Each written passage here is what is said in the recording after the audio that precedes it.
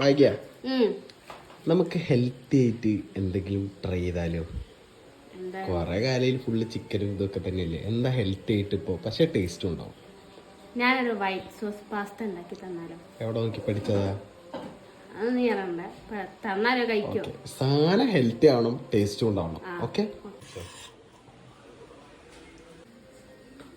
ഇപ്പൊ നമ്മളിത് ക്യാപ്സിക്കം അരിഞ്ഞുകൊണ്ടിരിക്കുകയാണ്.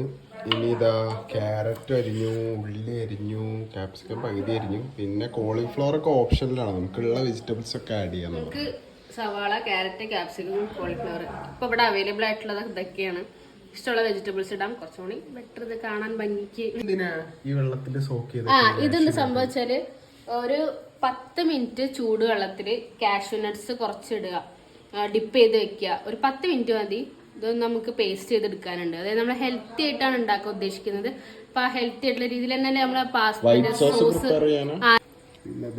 പിന്നെ ഇത് പാസ്ത, നമുക്ക് ഇഷ്ടമുള്ള പാസ്ത എടുക്കാം. മക്രോണി ആയാലും മതി. നമ്മൾ കാഷ്യൂ നട്ട് അടിച്ചെടുത്തിട്ടുണ്ട്.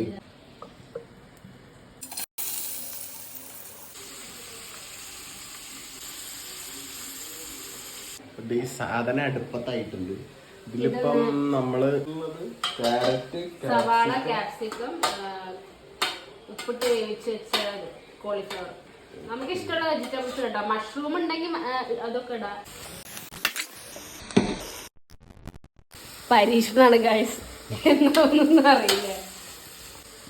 ഇത് വേവിച്ച് വെച്ചതാണ്.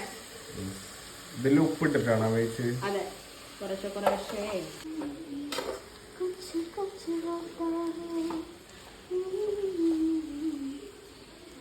കുച്ചു കുച്ചു ഹോത്താ ഹേ ഇധർ.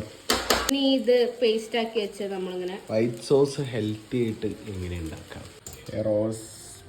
White sauce pasta getting ready. Finally ഗാർണിഷിങ്ങിന് വേണ്ടിയിട്ട് കുറച്ച് മല്ലിയിലയും കൂടി. കളയല്ലേ, അത് മതി. രണ്ടുപേർക്കും ടേസ്റ്റ് ചെയ്യാനല്ലേ മതി.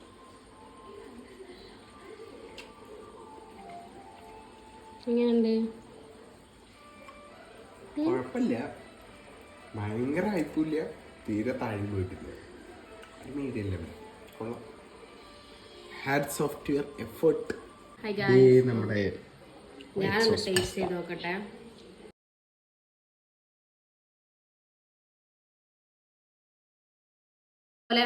വലിയൊരു ഇതൊന്നുമില്ല, എന്നാൽ അത്ര പോരാതാനോ, അങ്ങനെയല്ല, ഒരു മീഡിയം ലെവൽ.